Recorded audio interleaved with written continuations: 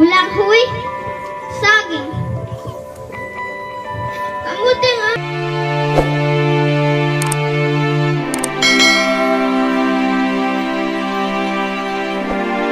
sa mga panahon nga mawad-an mi sa bugas ug maghilak sa kadaghan sa problema. Bulanghoy, saging, kamuting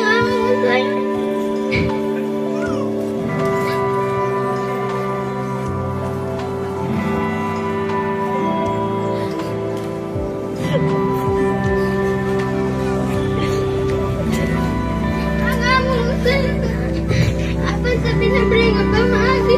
Uy, nga pa ng among pangalan. Ang nagpang mga friends. Ako na